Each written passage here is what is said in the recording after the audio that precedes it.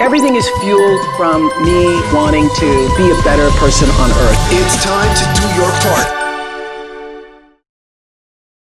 Welcome back, everybody. You know what we're doing here. We are trying to really just combat underlying prejudice and talk about some issues that are relevant to all of us and come up with some solutions. Today we have Lamar Waters. He's a friend of mine. I know him from LA. He lives out here in the desert, and he has a very colorful and long, great, beautiful story. Does that sound right? That sounds right. It's a great word. Colorful at this moment. Come a little closer. There we go. All right. So let me ask you this. Why did you decide? I always ask my guests first things first. Why did you decide to come here today? I came here today at your invitation because this topic is near and dear to my heart. From my childhood to my nearly 55 years of age, I've experienced racism in ways that have always been confusing to me, and I figured that if it was confusing to me as the victim, so to speak, that certainly is confusing to those who we call the oppressors. I want you right here, okay? We want to get you nice and Do I clear. need to move it over? You can move it over if you'd like. Yeah, there we go. All right, there we go. So finish that again. So talking about the oppressors. So, the black race in general, and other races of people on the earth call the European white man the oppressor from the history of robbing, stealing, taking, by violence, usually, and by guile. All right, I like that. I like that word. Let me ask you this. Because you've lived on both coasts, you obviously have, a full, interesting story. Have you seen racism change at all as far as linearly, like in the years? Change.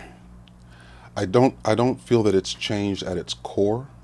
I feel that it put on a different face for certain decades of my life.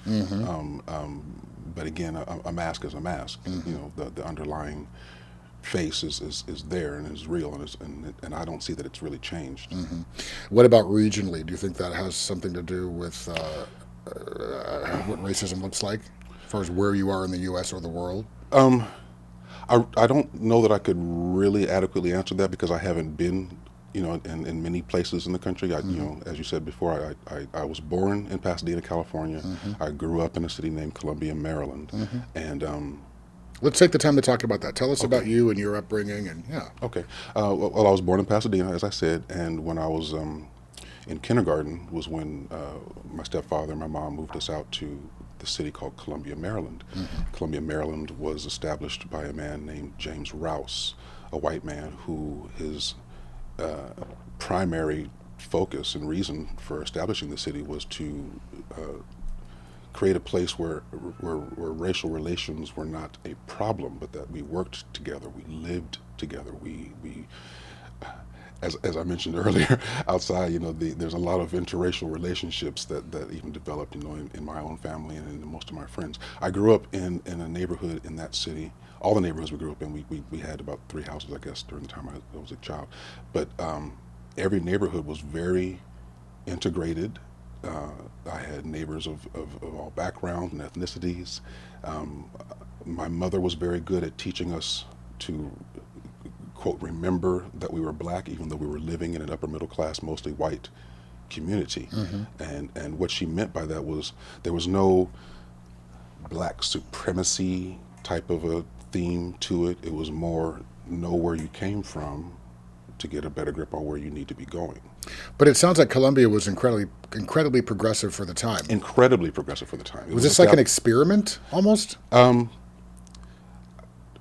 I suppose that's adequate to say that. An experiment, a social experiment, and it went very well. Yeah. It's a booming city now. It's very different from what I understand from the days when I left. I would imagine it's probably just as diverse, if not more diverse. It's more diverse. The last house that I lived in growing up there, at the time that I was living there, it was an upper middle class community. Now the city has grown to the point where that community where I grew up in is no longer upper middle class. It's more like it's a lower middle class now compared to the other neighborhoods that are there. I think one of the tools that I noticed that was different there than when I went to high school here in Pasadena for 1 year. The high schools here seem to be more, how can I say this? There were more schools.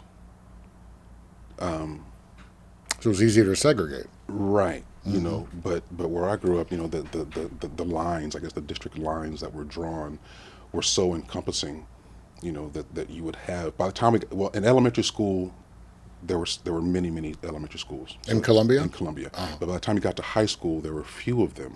So there were more kids from the different communities that maybe you didn't know in elementary school that now you're being, you know, grouped together. Similar for me. It sounds like a suburb. Yeah, yeah.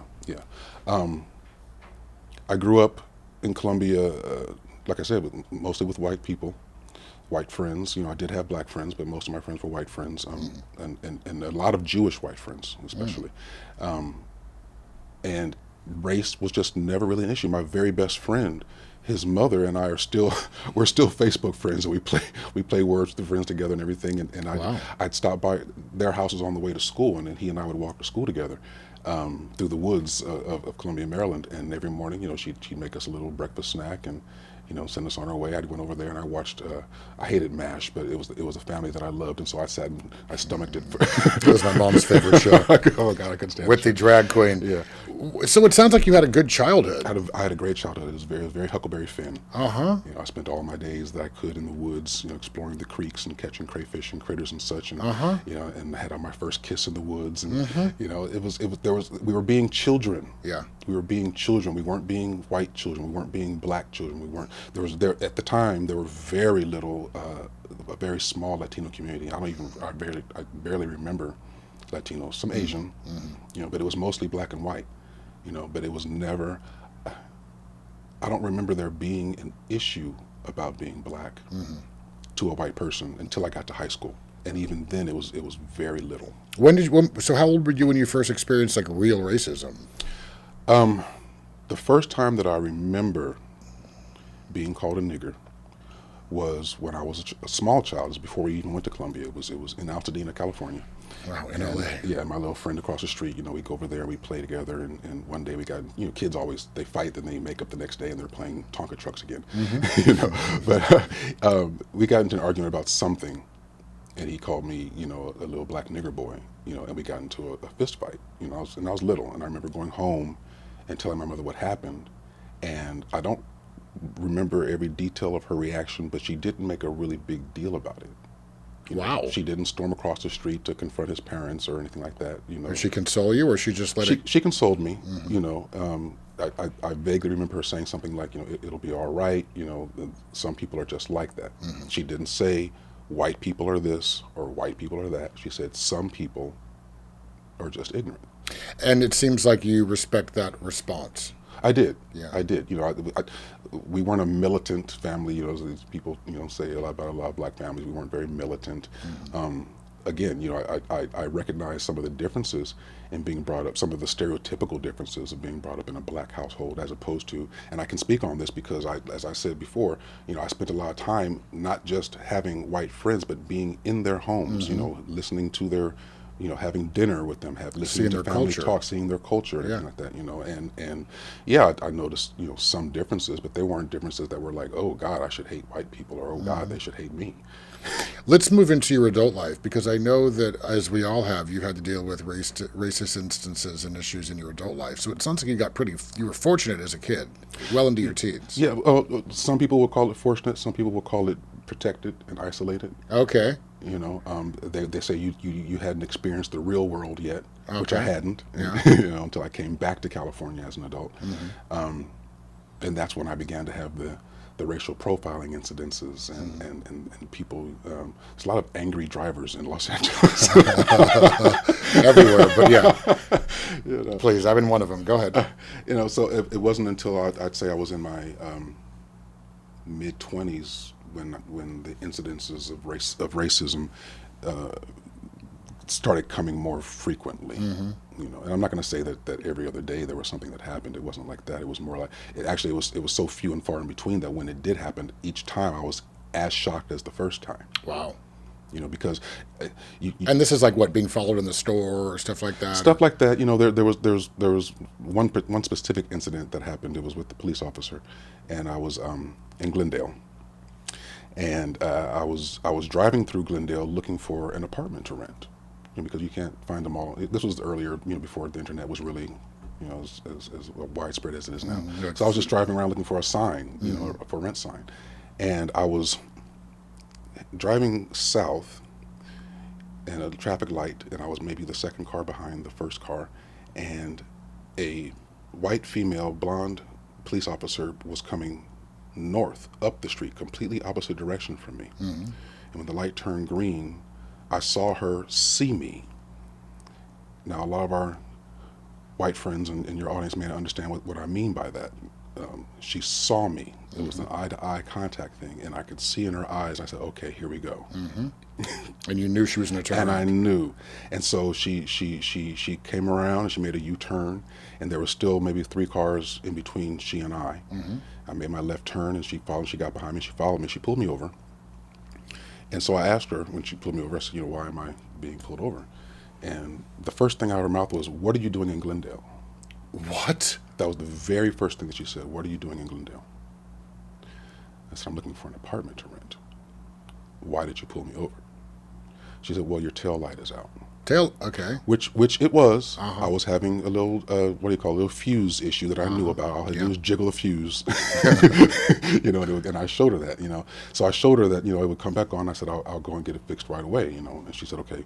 And I said, "But I'm curious, officer. You said that you pulled me over for my tail light being out." I said, "But when you saw me and I saw you see me, we were facing each other. How could you have seen my tail light?" That's when she said, "Have a nice day, sir," and handed me back my.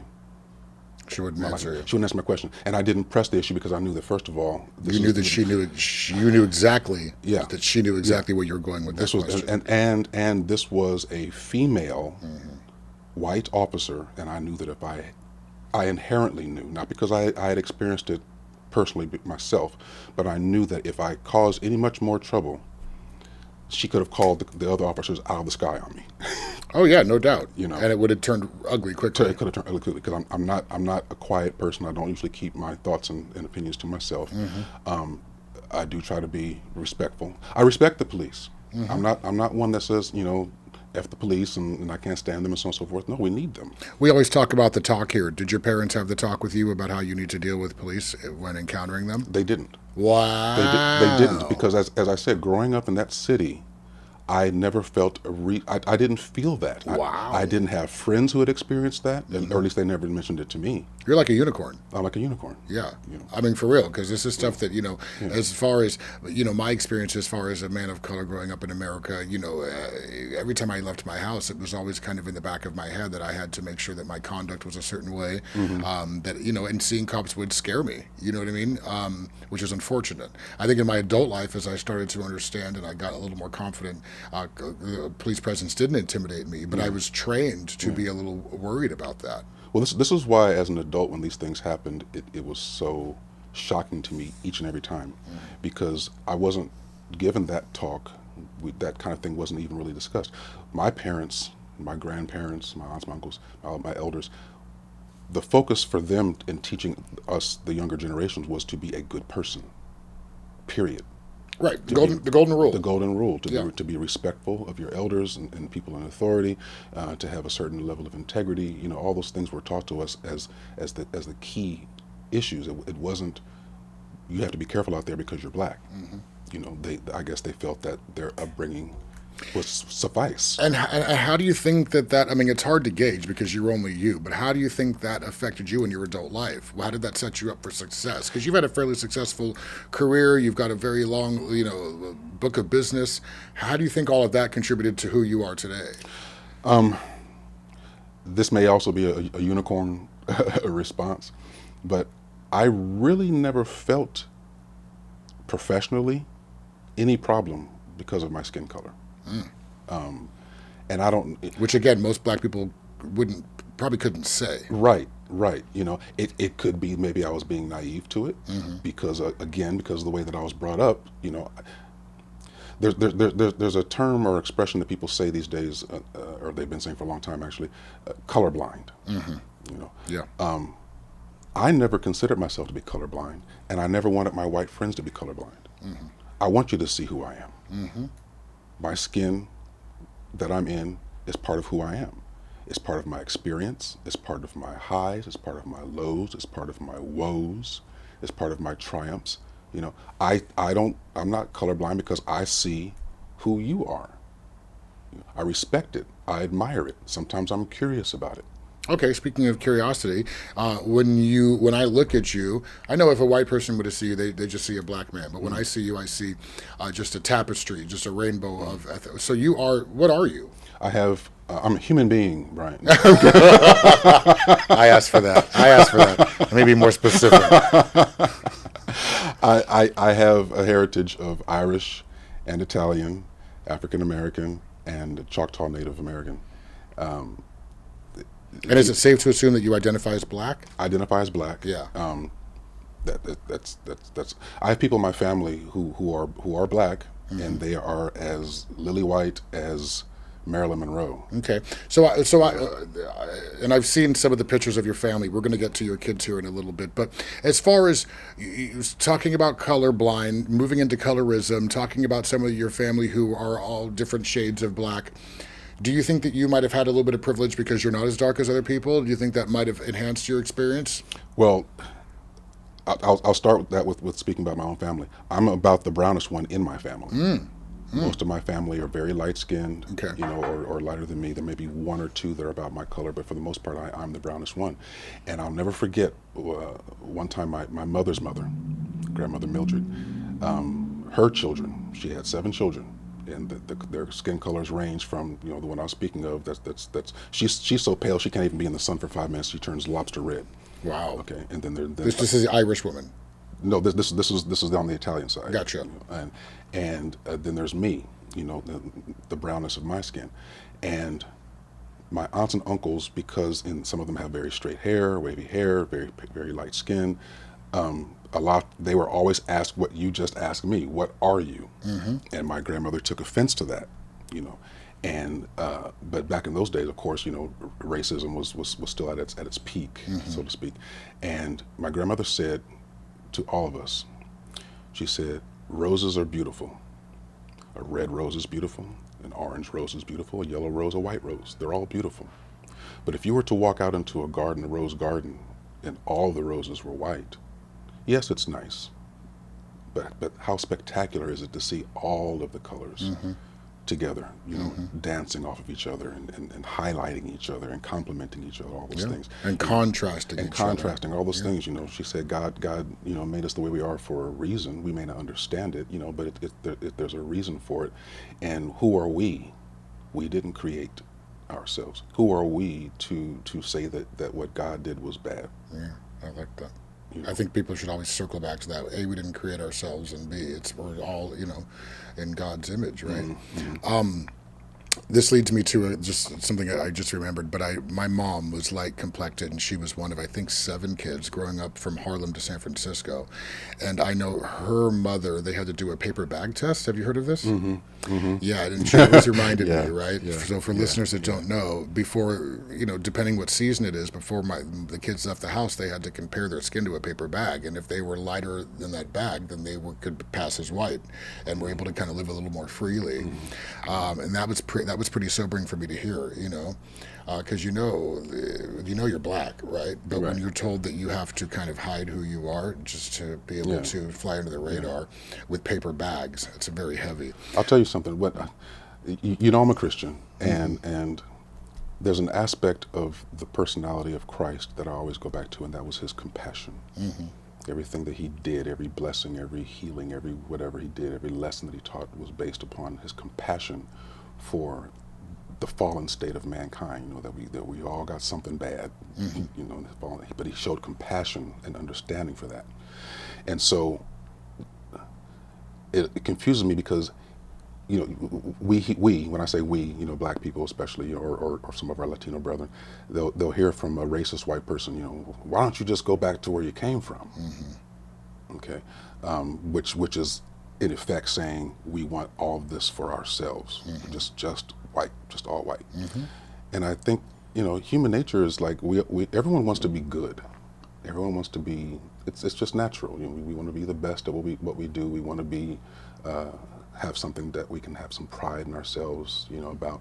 But the bottom line is that even if this entire world were completely white, human nature says they'd still find reason to separate, to discriminate, to show some kind of bigotry towards Introduce each other. classism. The classes, all those different things, So to me, the racism That's thing interesting.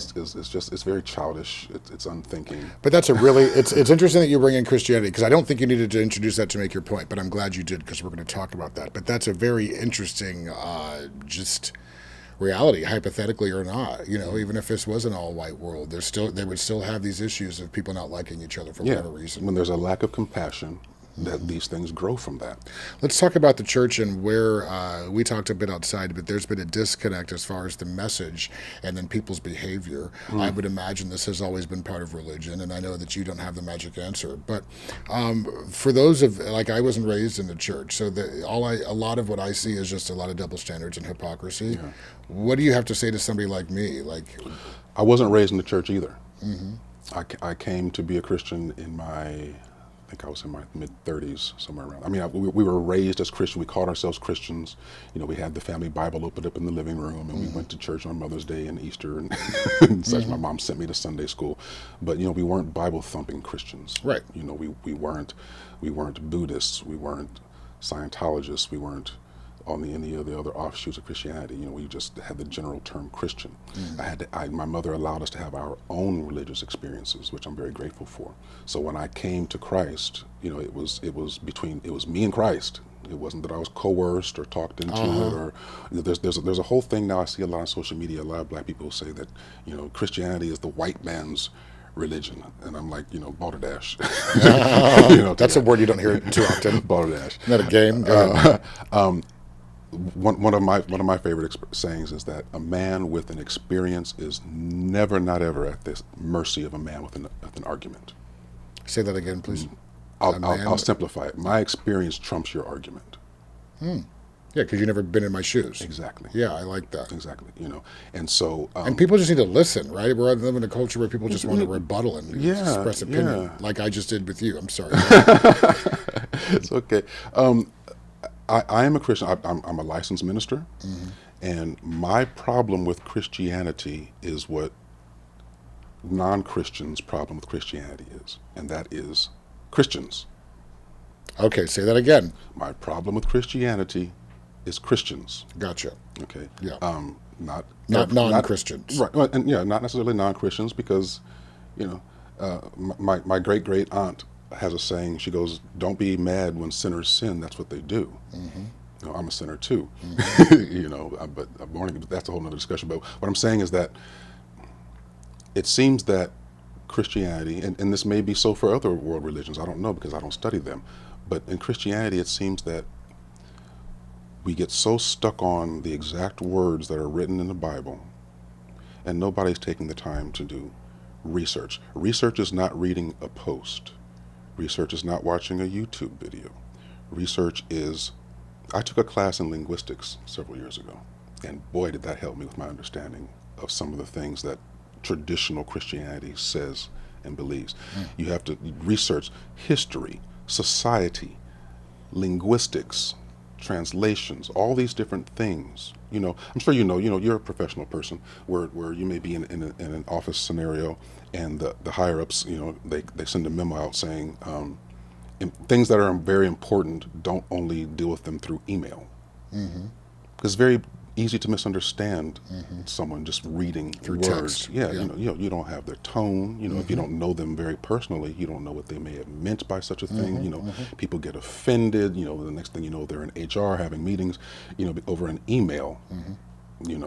And Happens all the time. It happens all the time. And so that's how it is also, I believe, with understanding the Bible. So a lot of Christians, I believe, are what I call lazy Christians. They have a belief or a belief system, but they don't research it for themselves. They're very comfortable going to church once. What's the research? Reading the Bible? No.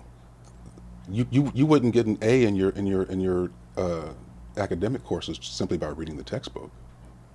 You have to research some things. When you're writing a paper, you don't, your teacher or professor wouldn't allow you to turn in a paper where you only had one source of information that you used. And so when you read the Bible and try to get an understanding, it's a prayerful thing, it's a meditative thing, it's a research, it's a questioning thing. Some people think that you're not supposed to question God. Yes, you are. Yes, you are. We're not lumps of clay. We're living sentient beings with a soul and with a spirit. So yes, you question some things. And if you don't question things, then you won't go deeper. You won't go deeper. I get it. I get it. And if you think if you don't that, turn over rocks, you're not going to learn new stuff. right, and you're not going to find the snake. And so not researching. I have a book at home. It's called Strong's Exhaustive Concordance, and it's a tool that it translates from the original text languages, the Hebrew and the Greek, and it gives you a deeper understanding of specific words that were used when they translated those ancient texts and languages into English. Some things were lost. Some things were misinterpreted. Yeah. Either purposefully or innocently. Right. But if you don't do the research for yourself, and all you do is go to church and listen to your pastor, and you don't research what your pastor said, to me that's a foolish thing. And so that's what I believe that most of my Christian brethren are doing. They establish these opinions that sit well with what they personally think. A cherry pick. Yeah. So they'll say the Bible says this and that, so that settles it. Well, no, that doesn't settle it, because you didn't research where it's coming from. You and I are sitting here talking. We're friends. We've been friends for a long time. If I said something that one person may found offensive, you knowing me would know, well, he didn't mean it that way. But if I were to have written that thing down and published it, scads of people around the world are not going to know me the way that you know me. So it could be And you can't blame them. You can't blame them. So it'll be very easily misinterpreted unless they do the research on who is this Lamar Waters and why is he saying that. Let me take you back a little bit as we continue with religion. Then I want to kind of move off of that topic. End of times, is this something that you feel like we're seeing or witnessing, or what does your gut tell you? I do. Biblical prophecy, things, I don't have it in front of me to list it, but things are happening just as the Bible said it would happen. And yes, I understand that people say, well, there's even more ancient texts in the Bible, writings, that say some of the same things, some of the same stories. That's fine, okay, because God always has been. So whoever he spoke to before the Christian Bible was written, fine, wonderful, right on, but things are happening. The Bible discusses how technology and knowledge increases rapidly in the end times, and we are certainly seeing that. I can't even keep a dang iPhone for a year or two before the next one comes out and mine's obsolete. Yeah. All the scientific experimentation and knowledge and research that's been going on. It's happening fast, and all that stuff. It's happening faster and faster and faster and faster. The wickedness around the world.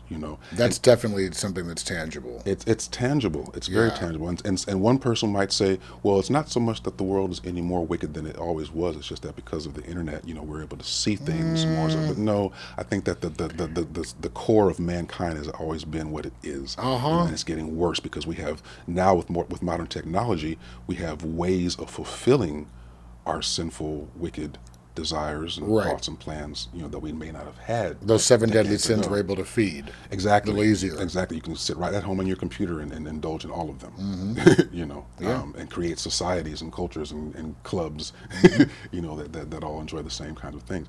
So all these things that the Bible spoke of in prophecy that would be happening in times are happening. Another person would say, oh, yeah, well, they've been saying that since I was a little kid, and my great-grandmama was saying the world's coming to an end. Yeah, okay, well, if it was true then, how much more so is it now? That's a good point. If you're looking at the examples of what the end of times really are, or Right. what's bringing them. Right. What does this end of times look like? Is it going to look like Armageddon? Is we talking like, fire and brimstone? Or are we talking like plague? Is this COVID? Like, I won't profess to be an expert in biblical writings and prophecies and things. I believe that there are some things that are written in Scripture that are literal, and some things that are symbolic. So that's where the study is, and is what is the difference between a symbolism and reality, and what's literal? and what's right. literal. another person would say, well, if God is love and God exists, then how could a God that loves allow such horrible things to happen? Child sex trafficking. And, Yeah, that's my question. Right. all those kinds of things, And That's always my question. and my answer to them is probably deeper than what we can discuss here at this time. But bottom line is that God, in my understanding, is so powerful, all powerful, omnipotent, that he can't even change his own word. He can't even, if he speaks something into existence and that's the way it is, then that's the way it is and that's the way it's going to be. These horrible, wicked things that are happening not because of God, not because God is turning a blind eye, but because God has told us that there is a time, a very specific day that only the Father knows, when things are going to turn around, when the return of Jesus is, when he will take back over the governing of the world. Okay.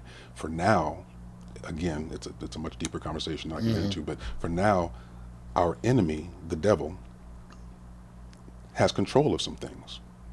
It's almost like a chess game, a spiritual chess game, so to speak. God knows the end of it, but these are certain things that we have to go through, not because he wants us to, because it's just the way. God is eternal. When God says, we are humans and we hold on to time in our own understanding. That's not God. God, is beyond time. An eternal God is past, present, and future. So again, this can go into a whole No, I get thing. it. Yeah. But there's a lot of layers. But to going back to your question is that I feel that most people who call themselves Christians are doing it conveniently so because they think it's the way they were raised, or they think it's the right way to be, without really delving into it. Because there's no way I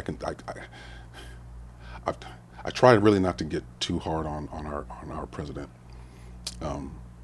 because he is our president, and I respect the office, but I honestly do not respect him and the things that he says and does.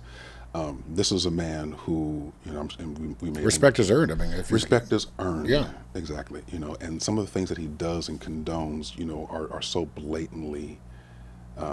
Making fun of people with disabilities, paying off hookers, all those kinds of things, and burning the small business, encouraging police to not be very gentle with their captives, with their detainees. Too, which to me seems that seems expected. But stealing from charities, New York, they can't even open up a non-prof because they've siphoned so much money from kids with cancer. I have a word for him that came from the white people that I lived around, grew up around. What is that? He's a cad. What does that mean? He's a cad. He's an impolite, rude, ignorant, narcissistic bag of wind. Yeah. And the things that he says, I'm always like, I feel like I'm in a parallel universe. I'm like, this is the person holding the highest office. Like, bro, I wouldn't even trust you to, with the way you speak, I wouldn't even trust you to really run a dry cleaning service, let alone the country. Right. And politics aside, President Obama was someone that I was proud to have representing me as an American, regardless not necessarily of his color. as a black person, as an American. Yeah. Same. A lot of people, and that's the other thing I like about what we're seeing as far as media is a lot of white folks are like, look, right is right, wrong is wrong. It's not a color thing. It's about how we are supposed to be representing ourselves as the United States of America. Exactly. And that we see what we don't want to be, hindsight. Geez, I'll take a George Bush over anything at this point. But it's. We're kind of at an all-time low. Let's move into riots, protests, BLM, white privilege. Let's move into that discussion a little bit. About to. Okay, well, good. So I love that you're 55. You don't look 55, but you've seen a few protests or riots in your life. What's different about what's happening today, and are you hopeful? What's different about what's happening today? Okay, there's an expression that a lot of black people are saying on social media now, and what they're saying is that we are not our ancestors. Yeah. You've heard that. Okay. And what they mean by that is that our ancestors, our grandparents, great-grandparents and such, who had to live through the Jim Crow eras and civil rights movements and things like that, for the most part, yes, they were the Malcolm X followers, but for the most part, they were King followers, Martin Luther King followers. And there was peaceful protest. And yes, if they hit you with a rock in the head, you get up and you pray for them. If they pummel you with the fire water hose, you get up and you pray for them. If they attack you with dogs when you were leaving the scene, You get up and you pray for them. You keep on peacefully. Okay. So when they said, when we were saying these days that we are not our ancestors, saying we are tired of that shit. May I say shit? Of course you can cuss all you want. You already did. Okay. We are tired of that. And when I see white people respond, when I'm looking at posts on social media and things up to the riots and so on and so forth, they're saying, well, I understand, that you're angry. I understand that there's a problem, but this isn't the way to express it. Well, God damn it. What else can we do? Right. We tried kneeling. We tried everything. We tried quiet protests. Protests and praying and all of it. And many of us have worked hard all of our lives to be able to hopefully make some changes from the inside. We've gotten into politics for crying out loud. One of us having discussions like this. It angers me. I almost feel like when you say we are not our ancestors, it's a gentle. I don't want to use the word threat, but for lack of better words, it's not a threat. It's a proclamation. Oh, I like that. It's a proclamation that we have every means that Malcolm X spoke of, by any means necessary, to make our point. If you don't want to listen to us being quiet and civilized, as a lot of times, a racist white person will call us uncivilized savages, animals and such, But that seems to be the only time that we get your attention. Yeah, that's a good point. I don't like it. I'm a nonviolent person. It's a really good point, but that's the time when we seem to get your attention. There's a lot in what you just said right there. Because it's almost like trauma bonding or tough love or all of that. It's like, that this isn't how people should be learning these things. They should be able to come from a compassionate place and be able to absorb it for what it is. But you're right.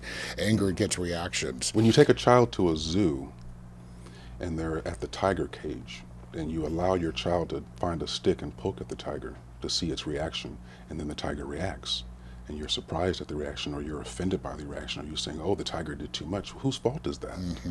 Yeah, you asked for it. You're poking the bear, as they say, and you'll never forget that reaction. Now, will you? No. Have you heard of Jabari Johnson? No. He's a rapper / singer. It has a song that came out called "Try Jesus," and it just reminded me to mention that from what you're talking about, as far as we are not our ancestors. And basically, the message of the song is, "Don't try me. Don't try me, because you will get it." Yeah, because I've had Try enough. Jesus, I've had enough, And I think that's you saw the incident that I had a few weeks ago, where and I was tested in the sense of like, do I want to have a try me moment, or do I want to kind of have a prayer moment and walk away and pray for that dude? It comes and goes.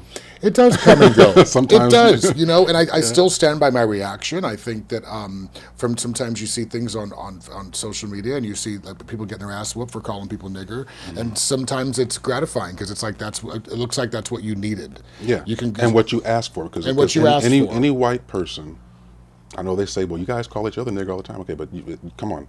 Any white person who, I'm so over that uses conversation. that word, I'll continue. I'll talk about it till I'm blue in the face, but I'm just so over that conversation. They know good and damn well that is inflammatory. Yeah, the intent behind it is it's all about the intent behind it. It's to get under my skin. Yeah, and so you've gotten under my skin. So now don't be surprised and all defensive and claiming victim. At my response. When I react. The last time that I was called nigger was up in Desert Hot Springs. I was at a gas station, and there was a man parked in front of I needed air in my tire, and there was a man parked in front of the air machine, just on his phone, just chilling. And I waited patiently. I pumped my gas and I waited, and so finally I walked over to him and I said, very nicely, I thought, because I'm a nice person, I said, "Sir," I said, "how much longer are you going to be here? I need to put some air in my tire." He immediately, as one of our Latino brothers, he immediately turned to me. Something was wrong with him. It wasn't anything wrong with me. Something was already wrong with him, and he just threw off all. He's lost it and started calling me all these names and threatening me and everything. And I was like, and there was lots of people standing around, white people, black people, Asian, everyone was there, heard him doing this, and he got in his car, and when he pulled off. Of course, this is how it usually happens. Same thing happened to me. He pulled off, and then he got far enough away from arm's reach to call me nigger. And I was, again, like as I've said before, I was shocked as if it were the first time, because it didn't have to go there. That was like, why was that even part of any of this?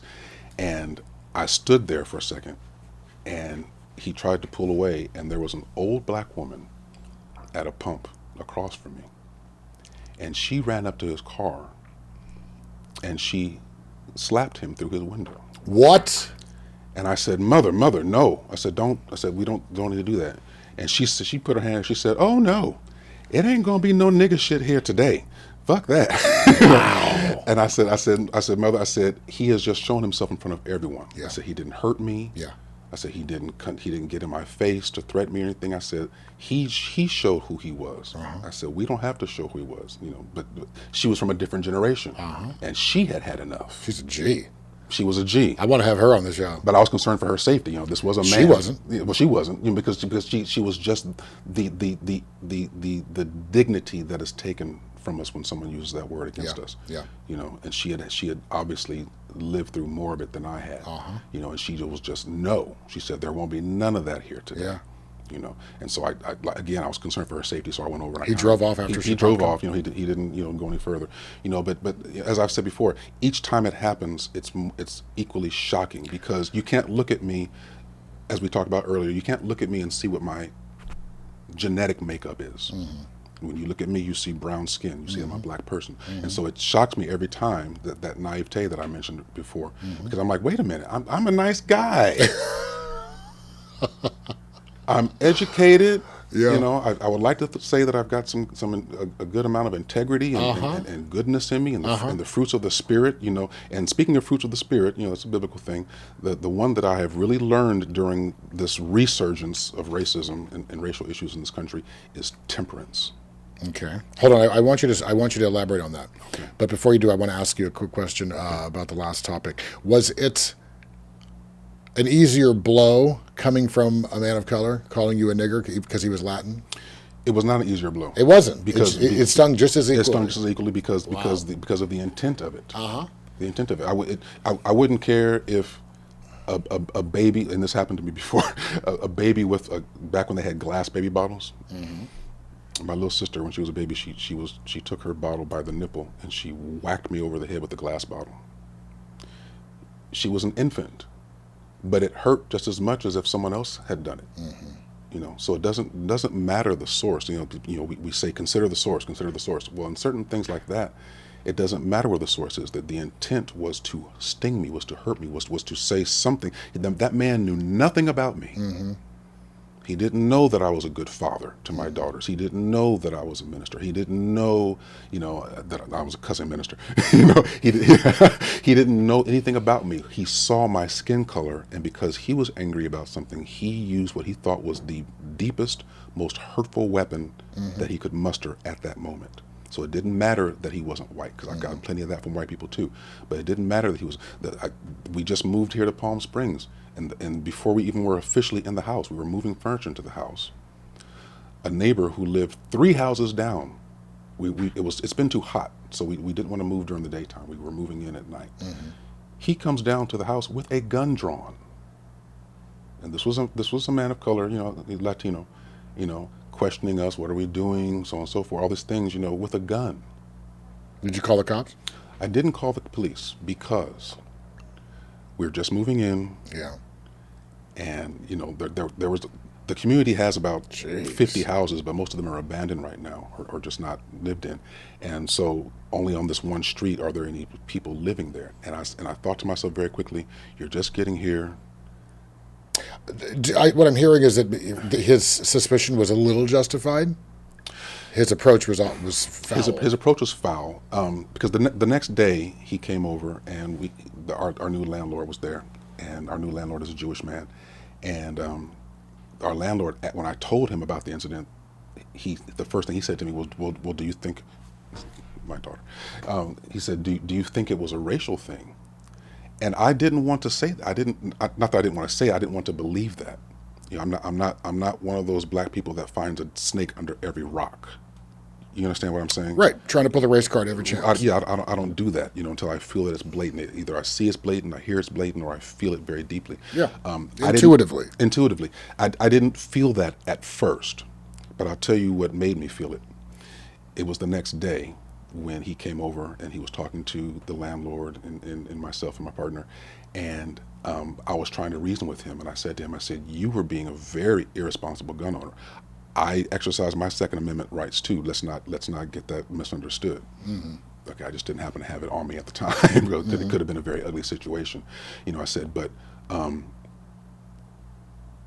you live 3 houses down, and you said you heard a noise and you came outside to investigate with your gun drawn. What happened to calling the police? What happened to standing afar off at your place and maybe watching for a moment to see what was going on? Obviously, then you would have seen that we were moving things into the house.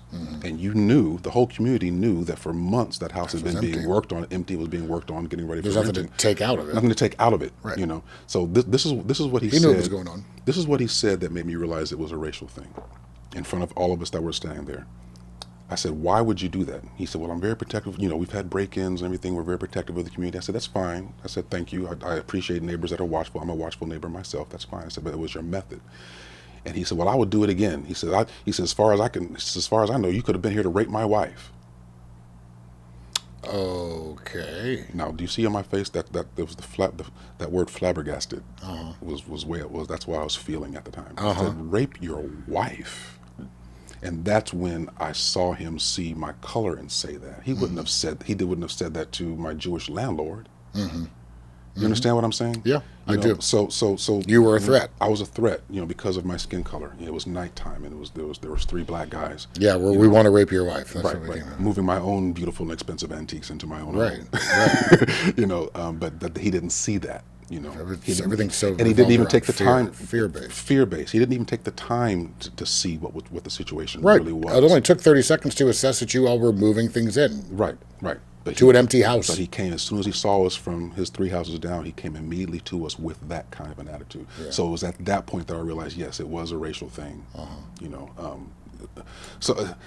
So again, from childhood to current day life, I have experienced these things, and they're shocking to me because it always happens when I am minding my own business, being a good citizen, doing what good citizens do, and these things happen.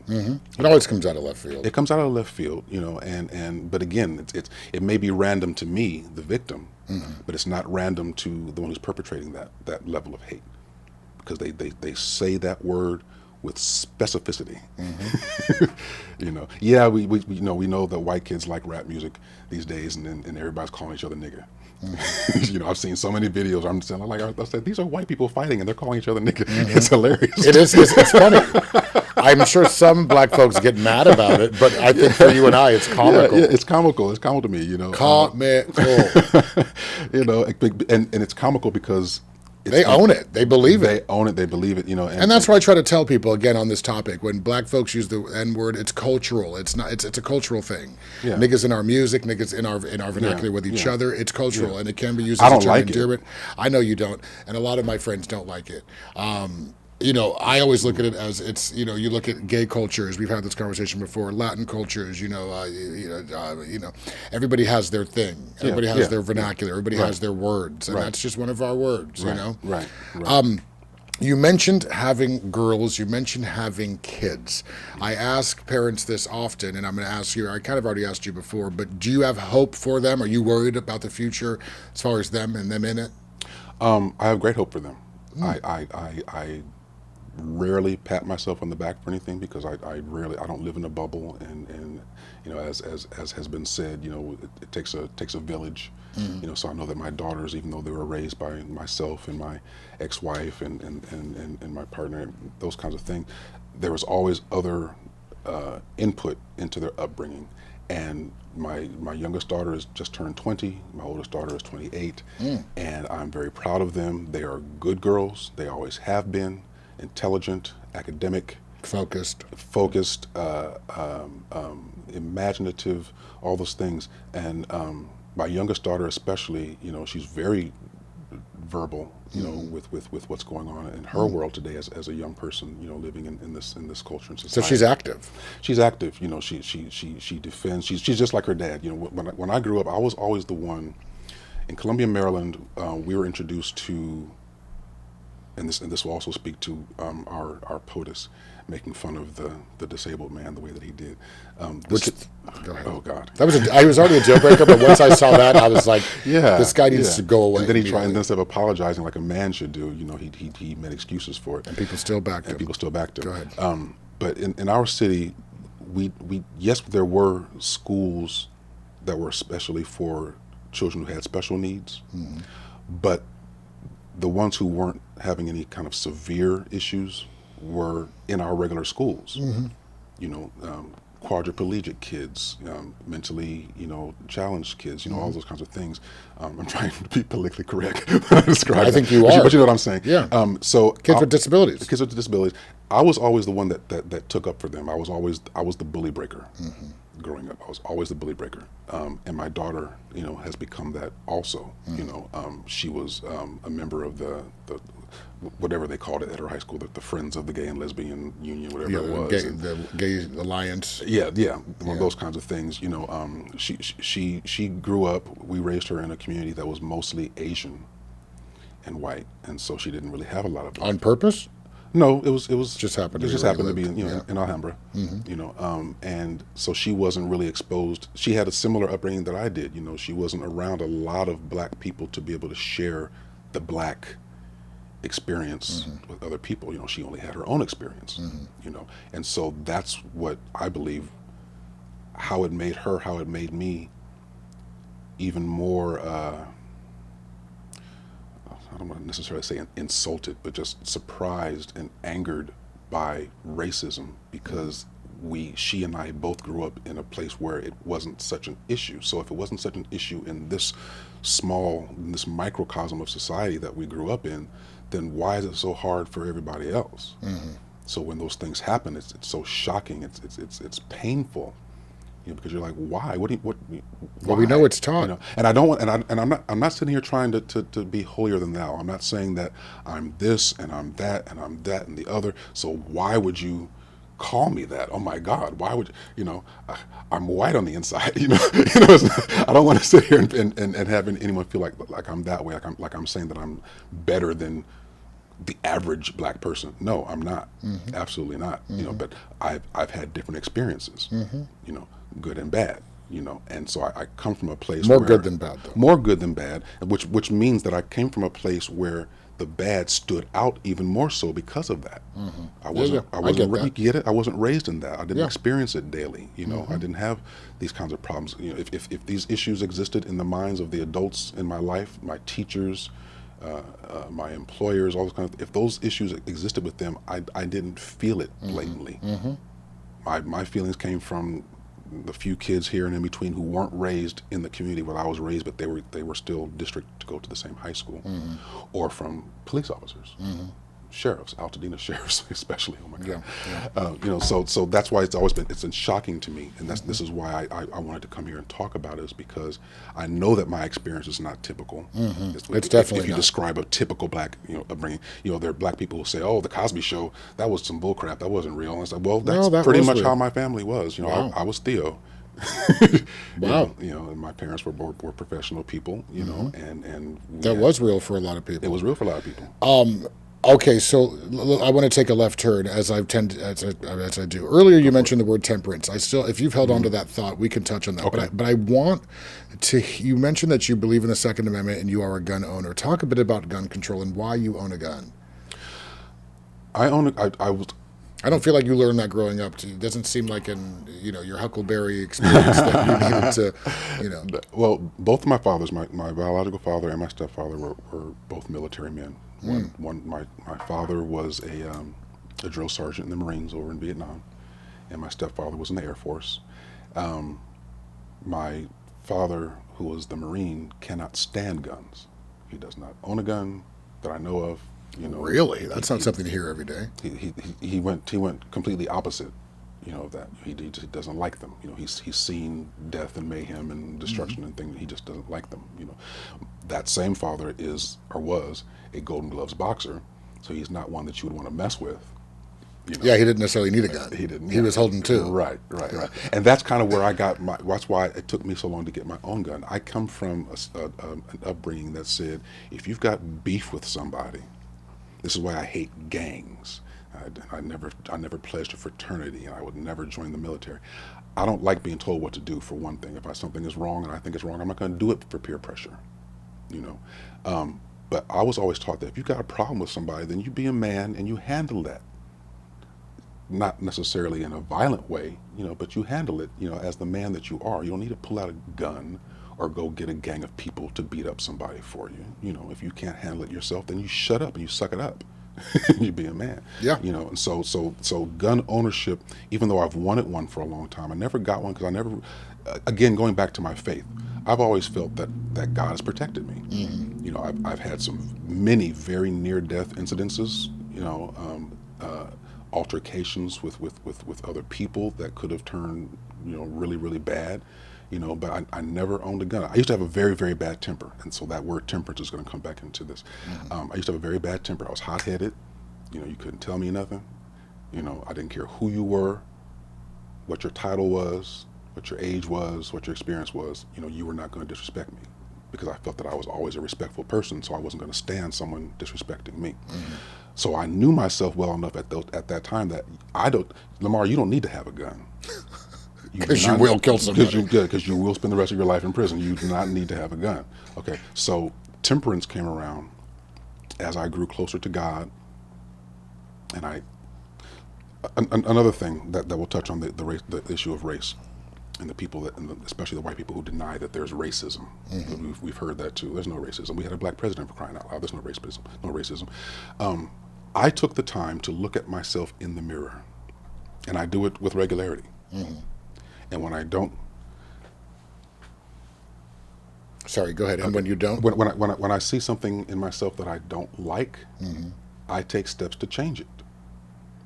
What I feel is happening with white people who say that there is no racism, or that they say that I'm not a racist. You know, there's different types of racists. You know, we all know that. You know, but this is how we were all indoctrinated, basically.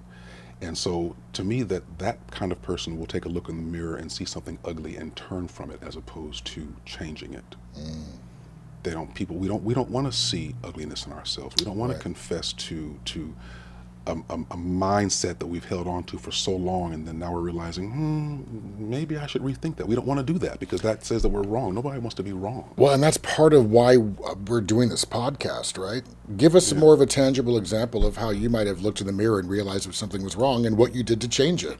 Because again, it's if you can focus that more on an underlying prejudice, that would be really cool too. If you can't, no big deal. Okay. Well, I had said before that I didn't want to bring this topic up, but I will. Okay. I looked in the mirror one day and I asked myself, why do you get so quickly angry at certain conflicts with people? You know, all of my professional life, whenever I worked in a corporate setting, for some reason I would wind up with a white female supervisor. And everything would be fine for a while, and then at some point in time, and I can't write down or say specifically what it was, but at some point in time there would be some kind of a conflict where I felt this, it's a feeling, it's a tangible feeling of superiority coming from them, and I would get so angry and defensive and nearly violent. And so I asked myself honestly, why is that with you? Why do certain situations get under your skin so deeply? And I realized that what it was that growing up, as many of us who, you know, are same gender loving, whatever we're calling ourselves these days, it changes every day. We're taught that, especially with men, we're taught that it's a trait of weakness to be gay, and that you're less of a man if you love another man. And so what I realized was that anytime I felt my masculinity being challenged, that's when it would get to me. Whatever the source. Yeah. Whatever the source, it would get to me. And so when I realized that and was honest with myself about that, looking in my own mirror, I said, aha, I see you. And what you're talking about is what a lot of men deal with as far as their masculinity being challenged. But you chose to look at it, whether they're heterosexual or homosexual. Totally, still, and on a daily, right? Yeah. So go ahead. Because this is John Wayne country, you know, especially. No, I get America, it. Alpha male, over testosterone. Right. I get it. Machismo, all those things. Yeah. So you saw this because this is part of self-evolution. I'm the same way. It's like, okay, I don't want to be perfect, but I believe that part of the life experience, you strive human towards experience. it, though. Well, you strive towards learning things about yourself that you may or may not want to fix and change. Yeah. So how did you change it? I changed it first of all by recognizing it, by admitting it. Yeah. As they say to the alcoholic or the drug addict, you know, the first step to recovery is admitting you have To a problem. acknowledge it. Yeah. Acknowledge it. And so I acknowledged it, and then I said, okay, then I ask myself, are you justified in your responses? And do you have to, is there another choice? Is there another kind of response that could be equally effective, that could make you walk away equally as satisfied? My pastor, my first pastor, his wife would get upset about a lot of little things. She sweat the small stuff. Yeah. And I remember him preaching one day, and he said, "You don't have to respond to everything. Yeah, you don't. You don't have to respond to Right. everything." Because what you're doing is you're giving people your power. You're giving people Right. that energy. Right. It's another conversation. Right. And that's why I don't always respond to people when I've been called niggers, because I'm like, okay, that word has a power in and of itself, but I'm no scientist or physics. The reaction, what do they call that? Every action. Every action has a reaction. Yeah. Okay, but it doesn't have to be the only reaction. And I had to teach myself that and say, what's going to happen if you react this way in this specific scenario? What's going to happen? Are there consequences? Are you going to walk away? Are you going to be angry all week behind this, and then that person walks away living their life, forgetting about it? Are you going to be the one angry because someone said something offensive to you? Yeah. So I had to tell myself it's not always that important.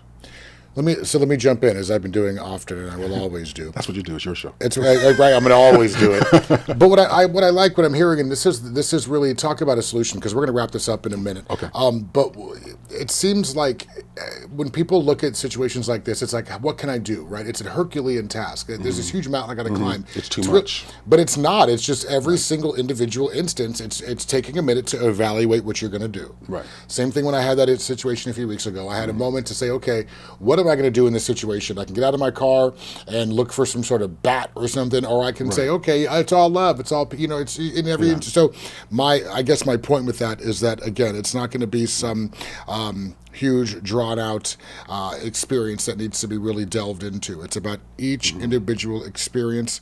And making sure that you are taking the time to evaluate yourself and your reaction. That's where the real growth is. And that's where the growth has to be with the people we're discussing, the people who are blatantly, proudly, even in many cases, racist white people. What I would like to say is that don't be a scaredy cat.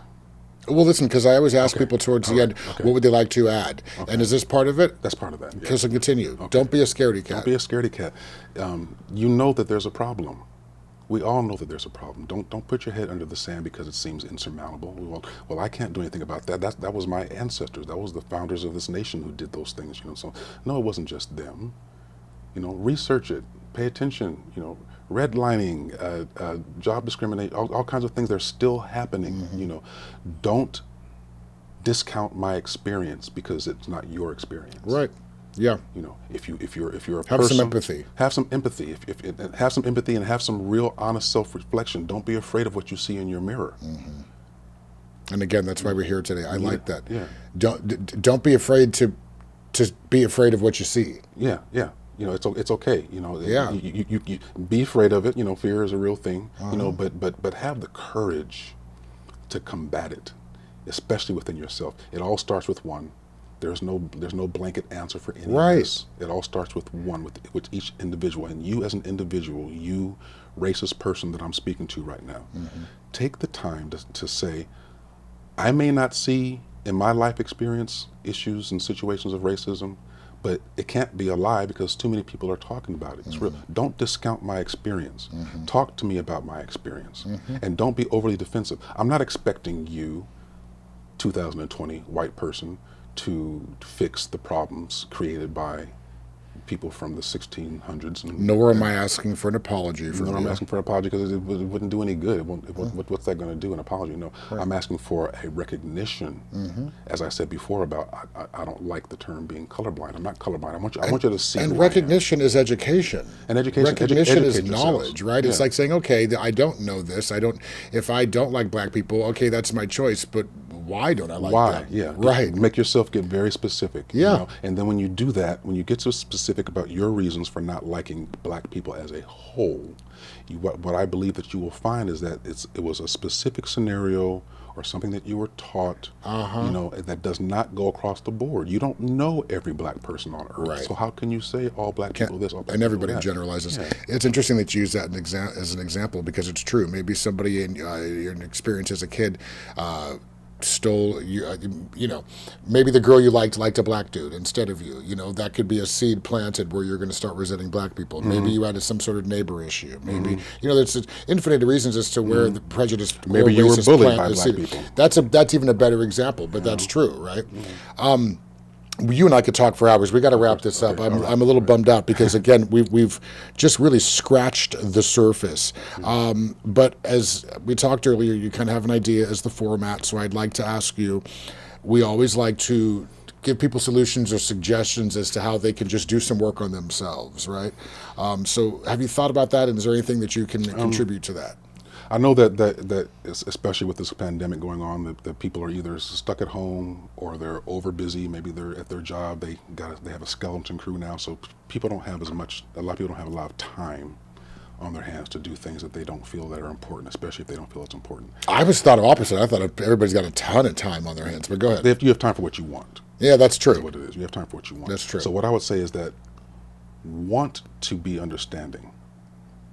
Want to not necessarily make a difference, because again, it may seem insurmountable for one person to make a big difference, but it does make a difference when you make changes within yourself, because when you make changes within yourself, you have conversations with other people who were or are like-minded. And then you have it. I think it's more productive for white people who are racist to have conversations with other white people than it is with us, because it's always going to be this combativeness that's there, this defense.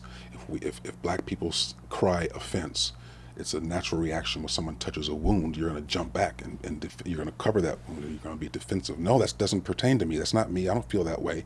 I think everybody's all the same. But that's not the way we were indoctrinated. Even the lessons that we learned in school. They tell us some things. They didn't tell us everything. They didn't tell us the good, the bad, and the ugly. So when you get to be an adult, Mr. or Miss racist white person, you're an adult now, and you've lived your whole life thinking everything, accepting status quo. Well, this is the way it is. Well, why is it the way it is? It's because we were all indoctrinated. We were all taught the same things. We weren't taught deeply. We weren't even taught to think for ourselves. And so of course I can understand, some people saying, oh, there's no such thing as racism. It's not as bad. Things have progressed, Yeah, they have progressed in many wonderful ways. But the bottom line is that human nature is not changed. Human nature is not changed. And ignorance combats understanding. So if you hold on to your ignorance because that's comfortable for you, you're never going to understand. So I'm saying be willing, be open, to talk.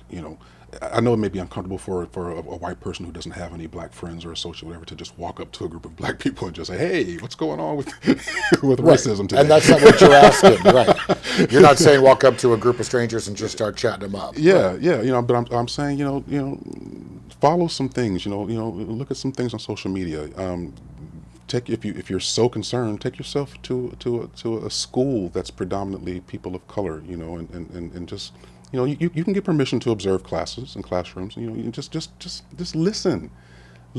People are so quick that they have their own mindset, and their mind is made up so strongly that they don't listen to each other. Yeah, we don't live in a listen society. No. It's my rights. Is this? I'm not going to wear a mask because it's my rights. It's like my, me. Right. Or I'm hearing you, but I'm not listening to you. Right, because I'm hearing you, but I'm waiting for an end to say something to contradict what you've said. Which means I didn't pretend anything you just said. No. What'd you just say? Right. Just kidding. Exactly. I'm really glad you're here. I like that. Empathy and compassion. Right. I like that. Well, and as I wrote down, you have a want to be understanding, right? Take the time to say, okay, I actually do want to learn a bit more about this because I don't know, and I want to be able to understand somebody else's plight or experience. I like that a lot. I don't think anybody's directly spoke to people that are racist here on the show, nor have they lended that advice. So I'm glad for that. You're going to come back and talk to me again, right? Absolutely. Okay, I'm glad you're here. I'm glad you're here always, right? YouTube or podcast. You know where to find us because you found us. Bring in some more folks. Make sure you share this, and we appreciate all of our loyal listeners as well as new ones. We love you, love each other, take care of each other, be safe out there, and we'll talk soon.